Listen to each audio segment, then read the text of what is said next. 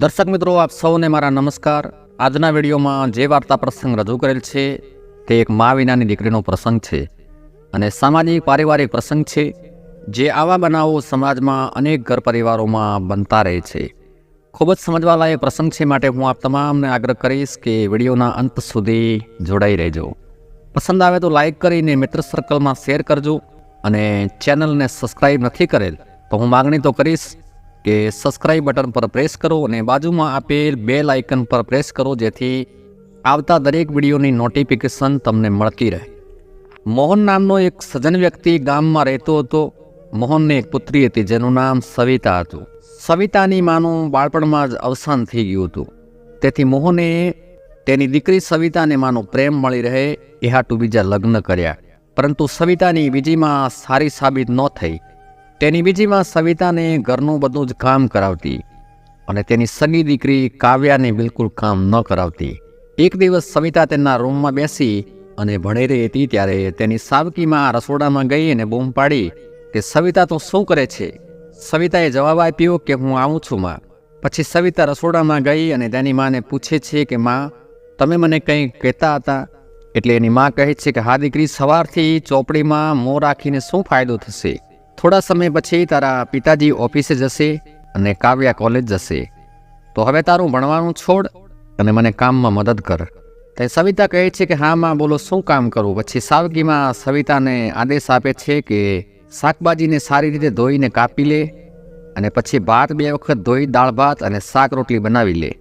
સવિતાએ કામ કરવાની હા પાડી, બધું કામ કરવાનું કહેતા સવિતાની સાવકીમાં કહે છે કે હે ભગવાન, હું તો આ ગેસ સામે ઊભી રહીને સવારથી જ આખું મારું શરીર દુખી રહ્યું છે। ત્યારે સવિતા કહે છે કે માં, તું થોડી વાર પંખા નીચે જઈને બેસી જા, હું એનું બધું કામ પૂર્ણ કરી લઈશ। ત્યારબાદ સવિતાના પિતા રસોડામાં આવે છે અને કહે છે કે સવિતા તો ભણવાનું છોડીને અહીં શું કરે છે? આવતા મહિને તારી પરીક્ષા છે ને? ત્યારે સવિતાની સાવકીમાં બોલી, તમારી વાલી દીકરીના આટલા ટેકેદાર ના બનો, ભણીને તે કેટલી મોટી ઓફિસર બની જશે એ હું જાણું છું। તે સવિતાના પિતા કહે છે કે તે અભ્યાસ કરીને ચોક્કસ નોકરી લેશે। શું આ વિસ્તારમાં સવિતા જેટલી ભણવામાં બીજી હોશિયાર કોઈ છોકરી છે? ત્યારે તેની સાવકીમાં કહે છે કે છોડો, ભલે તે ભણવામાં ગમે તેટલી સારી હોય, તેના માટે લગ્નના ઘણા પ્રસ્તાવ આવ્યા, ઘણા માંગા આવ્યા, પણ શું આ છોકરીને કોઈએ પસંદ કરી? તો તેના પપ્પા કહે છે તો શું થઈ ગયું? લગ્ન માટે કોઈ પસંદ ના કરે તો શું જીવન પૂરું થઈ ગયું? એ તો સમજ બતાવશે કે મારી દીકરી એક દિવસ ઊંચા પદની અધિકારી બનશે। જા દીકરી, બેસીને ભણ। ત્યારે તેની સાવકીમાં કહે છે કે ભણવા બેસવાથી શું થશે? ઘરનું બધું કામ કોણ કરશે? ત્યારે સવિતાના પિતા કહે છે કે પરીક્ષા પૂરી થાય ત્યાં સુધી તું તારી દીકરી કાવ્યાને એકવાર આદેશ કરજે કે તે તને કામમાં મદદ કરશે। પછી તેની માં ગુસ્સામાં આવીને બોલી, શું બોલ્યા તમે? કાવ્યા મારી સુંદર દીકરી છે, તેનો રંગરૂપ રાજકુમારી જેવો છે, તે કોઈ કામ નહીં કરે। ત્યારે સવિતા અને કાવ્યાના પિતાજી કહે છે કે ભાગ્યવાન, મારી વાત સાંભળ, તો એક દીકરીને આટલી મહેનત કરાવીને દિવસ રાત કામ કરાવે છે ને બીજી દીકરી આખો દિવસ સૂતી રહે છે। પછી કાવ્યા ત્યાંથી ઊભી થઈ અને રસોડામાં આવીને કહે છે કે આ બધું શું થઈ રહ્યું છે? મમ્મી પપ્પા, તમારા બંનેના કારણે મારે સવારમાં આરામથી સૂવું પણ શક્ય નથી। હું લાંબા સમયથી જોઈ રહ્યો છું, સાંભળી રહી છું। ત્યારે તેના પિતા કહે છે કે હા, સૂઈ જા અને 9 વાગ્યા સુધી સૂતી જ રહેજે। આ વખતે પરીક્ષામાં તે કેટલું ધ્યાન આપ્યું છે તે મને ખબર છે। ત્યારે કાવ્યા કહે છે કે જો પપ્પા, હું આખો દિવસ ભણું જ છું, તમે મારી ચિંતા કરશો નહીં। તો તેના પિતા કહે છે કે તું કેટલું ભણે છે એ મને ખબર છે, જા હાથ મોં ધોઈને રસોડામાં તારી માને મદદ કર।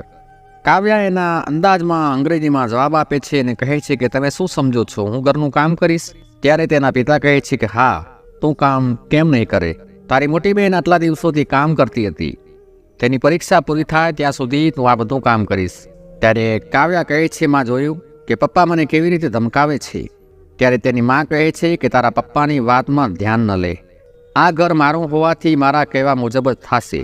પતિ પત્ની વચ્ચે આ વિવાદ ચાલતો હોય છે, ત્યારે સવિતાએ બંનેને અટકાવીને કહ્યું કે પપ્પા શાંત થાઓ, હું બધું જ કામ કરી લઈશ, મને કોઈ તકલીફ નહીં પડે। ત્યારે તેના પિતા કહે છે કે જ્યાં સુધી તારી પરીક્ષા પૂર્ણ ન થાય ત્યાં સુધી તું કોઈ કામ નહીં કરે, તું કોઈ રસોઈ નહીં બનાવે। આટલું કહ્યા પછી તે સવિતાના પિતા ત્યાંથી નીકળી જાય છે। તેની મા તેને પાછળથી મારવા લાગે છે અને કહે છે કે તું બદમાશ છોકરી છે, તારા કારણે જ મારા પરિવારમાં આટલી અશાંતિ છે, તારા કારણે જ અમારે પતિ અને પત્ની વચ્ચે ઝઘડાઓ થાય છે। એમ કહીને સવિતાની સાવગીમાં તેને મારે છે. બીજી બાજુ કાવ્યા પણ કહે છે કે માં માર તેને માર, ખૂબ જ માર. તે આપણા વિરુદ્ધ પિતાજીને ભડકાવે છે. ત્યારે સવિતા કહે છે કે માં હું મારા પપ્પાને કંઈ પણ કહેતી નથી, મારા પર ભરોસો કરો. આ બાજુ મોહન ઓફિસમાં ખૂબ જ ઉદાસ થઈને બેઠો છે. ત્યારે તેનો એક મિત્ર આવીને પૂછે છે કે શું વાત છે મોહન, આજે આટલો ઉદાસ શું કામ બેઠો છે? ઘરમાં કોઈ શાંતિ છે? શું વાત છે? ત્યારે મોહન કહે છે કે હા, અશાંતિની આગ રોજ રોજ ચાલુ જ રહે છે. ત્યારે તેનો મિત્ર પૂછે છે કે તારા ઘરમાં અશાંતિ કેમ છે? તે મોહન કહે છે કે મારી દીકરીને લઈને, જેની માં તેની બાળપણમાં છોડીને આ દુનિયાને અલવિદા કરી ગઈ. ત્યારે મોહનના મિત્ર કહે છે કે શું વાત કરે છે? શું સવિતાને લઈને ક્યારે કોઈ અશાંતિ હોઈ શકે? તે અભ્યાસમાં ખૂબ જ હોશિયાર છે અને ખૂબ જ મધુર અવાજથી ગાઈ પણ શકે છે. એ તો કેટલી સમજદાર દીકરી છે. ત્યારબાદ સવિતાના પિતા કહે છે કે હા, એનામાં એ બધા જ ગુણો છે, પણ એના ભાગ્યમાં શનિમાનો સ્નેહ નહોતો લખેલ. તેને એ પણ ખબર નથી કે માનો પ્રેમ શું હોય છે. ત્યારે મોહનના મિત્ર પૂછે છે કે આનો શું મતલબ? શું ભાભીજી તેને બિલકુલ પસંદ નથી કરતા? ત્યારે સવિતાના પિતા કહે છે કે તેને ના ગમે એમાં કોઈ વાંધો નથી, પરંતુ તે મારી દીકરીને ખૂબ જ ટોર્ચર કરે છે. એની મારી ગેરહાજરીમાં માર મારે છે. સવિતાના પિતા આગળ કહે છે કે મારી પહેલી પત્નીના અવસાન પછી મેં બીજા લગ્ન કર્યા, જેથી કરીને મારી પુત્રીને માતાનો પ્રેમ મળે. પરંતુ તેનું નસીબ તો જુઓ. જો મને ખબર હોત કે આવું થશે તો હું ફરીથી લગ્ન ન કરત. બસ હવે તેના લગ્ન કોઈ સારા ઘરમાં સારા છોકરા સાથે કરાવી દઉં, પછી થોડી શાંતિ થશે.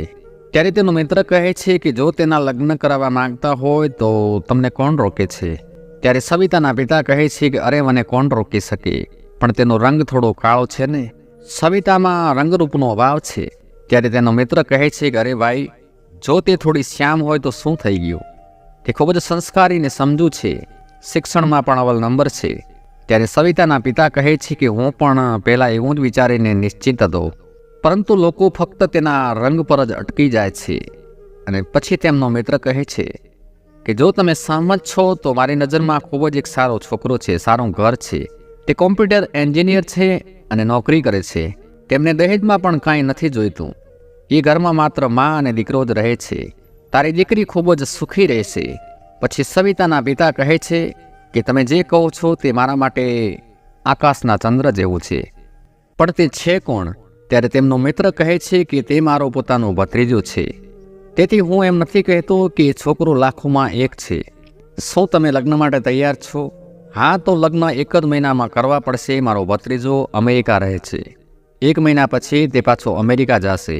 સવિતાના પિતા પૂછે છે કે શું તમારો ભત્રીજો મારી પુત્રીને પસંદ કરશે? તેમનો મિત્ર કહે છે કે તમારી પુત્રીને તે ચોક્કસ પસંદ કરશે. તેને માત્ર ભણેલી પત્ની જોઈએ છે. અને સવિતા પણ ભણવામાં ખૂબ જ હોશિયાર છે, અને તે ગીતો પણ ખૂબ સારી રીતે ગાઈ શકે છે, અને જમવાનું પણ ખૂબ જ સ્વાદિષ્ટ બનાવી શકે છે. તો તમે રાહ શેની જુઓ છો? આવતા રવિવારે તમારી પુત્રી અને મારો ભત્રીજો બંનેનો પરિચય કરાવી દઈએ. પછી સવિતાના પિતા તેમના મિત્રનો ખૂબ જ આભાર વ્યક્ત કરે છે. પછી ઘરે આવે છે અને તેમની પત્નીને કહે છે કે સાંભળ, મને લાગે છે કે તારે હવેથી સવિતા વિશે દુઃખી થવાની કોઈ જરૂર નથી. આવતા રવિવારે છોકરો જોવા મળવા આવવાનો છે. પછી મોહનની પત્ની ટોણો મારતા કહે છે કે જોવા આવશે, અને ના કહીને ચાલ્યા જશે. પછી સવિતાના પિતા કહે છે કે આ વખતે લાગે છે કે એવું નહીં થાય, કારણ કે આ વખતે જે છોકરો છે એ મારા મિત્રનો ભત્રીજો છે. પછી તેમની પત્ની પૂછે છે કે છોકરો કરે છે શું? એટલે સવિતાના પિતા કહે છે કે અરે છોકરો કોમ્પ્યુટર એન્જિનિયર છે, એક અમેરિકન કંપનીમાં જોબ કરે છે. લગ્ન કરવા જ આવ્યો છે. લગ્ન પછી તે 1 જ મહિનામાં તેની પત્ની સાથે અમેરિકા જશે. હવે કાવ્યા આ બધી વાતો છુપાઈને સાંભળી રહી હતી. ત્યારે કાવ્યા પૂછે છે કે છોકરાને તમારી લાડલી સવિતા ગમશે? ત્યારે સવિતાના પિતા કહે છે કે હા, તેને ગમશે, કારણ એ જવાબદારી મારા મિત્રએ લીધી છે. અને હા, સવિતાને રવિવારે સારો ડ્રેસ પહેરાવી અને તૈયાર કરી દેજે. કાવ્યા આ બધું સાંભળી રહી હતી. કાવ્યાના મનમાં ઈર્ષાનો ભાવ પ્રગટ થઈ ગયો. તે વિચારવા લાગે છે કે હું આ છોકરા સાથે સવિતાના લગ્ન નહીં થવા દઉં. હું એવું કંઈક કરીશ જેનાથી તેનો પગ તૂટી જાય અને તે ઘરમાં જ પડી રહે. પછી જ્યારે છોકરો સવિતાને જોવા આવશે ત્યારે હું તેની સામે જઈને ઊભી રહીશ, અને પછી તે મારા જેવી સુંદર છોકરીને જોઈને મને જ પસંદ કરશે. પછી કાવ્યાએ એવું કર્યું કે સવિતાને નહાવા જાય એ પહેલાં બાથરૂમમાં ઘણું બધું શેમ્પૂ નાખ્યું અને વિચાર્યું કે સવિતા નાવા આવશે ત્યારે તે લપસીને પડી જશે. એ સમયે સવિતા રસોડામાં રસોઈ કરી રહી હતી. તેથી તેની મા પહેલાં નાવા માટે જાય છે અને જેવો કાવ્યાની માનો પગ એ બાથરૂમમાં પડે છે કે તે લપસી અને દડામ કરતાં પડી. કહેવત છે કે જે ખાડો ખોદે તે જ પડે, પરંતુ આ કેસમાં ખાડો કાવ્યાએ ખોદ્યો અને પડી એની મા, અને એની માએ જોરથી બૂમ પાડી, એ ભગવાન હું ભાંગી ગઈ. પછી સવિતા દોડતી આવે છે અને કહે છે કે માં શું થયું, તું કેવી રીતે પડી ગઈ? પછી સાવકી માં સવિતાના ઉપર ખૂબ જ ગુસ્સો કરે છે, દોષારો પણ કરે છે અને કહે છે કે તું બદમાશ છોકરી, મને બાથરૂમમાં શેમ્પૂ છાંટી અને મારી નાખવા માંગે છે. સવિતા કહે છે કે મારા પર વિશ્વાસ કર, મેં એવું નથી કર્યું. ત્યારે તેની સાવકીમાં ગુસ્સાથી કહે છે તે કંઈ જ નથી કર્યું, આજે હું તને મારી નાખીશ. તે ઉઠવાનો પ્રયત્ન કરે છે પણ ખૂબ જ પીડા થાય છે. કાવ્યા ત્યાં સંતાઈને આ બધું જોઈ રહી હોય છે અને મનમાં બડબડ કરે છે કે આખો પ્લાન મારો વેડફાઈ ગયો. માને હાલત બાથરૂમમાં નાહવા જવાની શું જરૂર હતી, પરંતુ તે સવિતાને આટલી સહેલાઈથી છોડશે નહીં એવો એણે દ્રઢ સંકલ્પ કરી લીધો. પછી કાવ્યાની માં બેઠી બેઠી વિચારે છે કે હું જોઉં છું એ છોકરાના લગ્ન સવિતાની સાથે કેવી રીતે થાય છે. હું કોઈ પણ સંજોગે આ લગ્ન નહીં થવા દઉં, પણ કઈ રીતે? પછી તેના ભાઈને ફોન કર્યો અને કહે છે કે ભાઈ, એનો ભાઈ પૂછે છે કે શું થયું? પછી કાવ્યાની માં એના ભાઈને કહે છે કે બધું સત્યનાશ થઈ ગયું છે. તારા બનેવીએ સવિતા માટે છોકરો જોયો છે, તે આવતા રવિવારે સવિતાને જોવા આવવાના છે. તો ભાઈ કહે છે આ તો તારા માટે સારા સમાચાર છે બહેન, સવિતા હવેથી તારી નજરથી દૂર થશે. પછી બહેન ભાઈને કહે છે કે ના ભાઈ, હું ઈચ્છું છું કે મારી કાવ્યા એ છોકરા સાથે લગ્ન કરે, સવિતા સાથે નહીં. ભાઈ તું મેડિકલમાં છે, કોઈ એવો ઉપાય બતાવ કે સવિતા વધુ કદરૂપી દેખાય. એ શરમની મારી છોકરાની સામે જાય જ નહીં એવી કોઈ વસ્તુ આપ મને. ભાઈએ કહ્યું તું કાલે મારી પાસે આવ, હું કંઈક વ્યવસ્થા કરું છું.